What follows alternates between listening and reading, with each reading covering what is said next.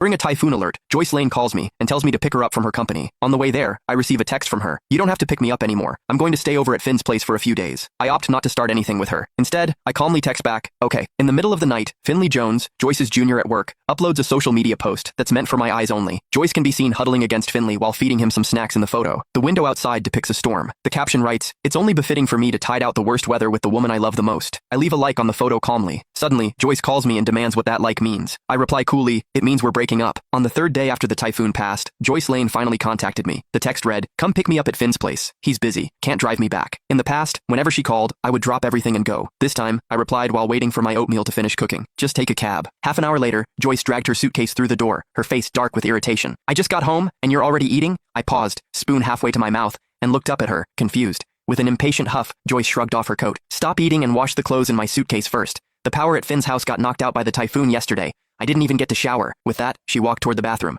I'm busy. Just toss them in the washing machine, I said evenly. Joyce stopped in her tracks, frowning, glaring at me with clear displeasure. Harry, are you done sulking yet? The typhoon was dangerous. You were taking forever to get there, so I stayed at Finn's. What's the matter? Does my safety mean nothing to you? Or are you seriously that jealous? I swallowed the last spoonful of oatmeal, carried the bowl to the kitchen, and chose not to argue. But Joyce kept staring at me, scolding again. You're still hung up over that post on my Instagram feed, aren't you? I already told you. It was just a joke. The second he saw you'd liked it, he panicked and deleted it. He even asked me to explain it to you. You're a grown man. Why are you being so petty with a youngster like him? I almost laughed. Finley Jones was 28, only a year younger than me. Somehow, in her eyes, he was a youngster, and I was a grown man. The conversation was going nowhere. I cleaned up the dishes and said calmly, I really don't have time to wash your clothes. I'm heading out. Joyce looked surprised. Normally, I would have argued back by now. Instead, I stayed perfectly calm. Her expression shifted again and again. Just as I stepped out of the living room, she suddenly walked up and kissed me. There. Happy now? Joyce shot me a proud, almost smug look, as if my emotions were entirely under her control. I instinctively pushed her away. A wave of nausea hit me. Even when Joyce was in the wrong, she had never stooped to this, never tried to coax me with a kiss. Yet here she was, doing it for Finley's sake. Whatever could have happened between them in those 3 days, probably did. I casually wiped my face and headed to the door to change my shoes. Joyce stared at me in disbelief. Harry, what's that supposed to mean? Are you disgusted with me? No, I replied, just a bit of a germaphobe. Joyce was just about to lose her temper when my phone rang. My rideshare had arrived downstairs. Seeing me about to leave, she suddenly grabbed my arm, her expression strangely flustered. What's gotten into you today? Where are you going? Work. Joyce heaved a sigh of relief and said with a cold expression, cancel the ride. I'll drive you. Her car was a gift from me, yet she rarely ever let me ride in it. This sudden display of consideration was unprecedented.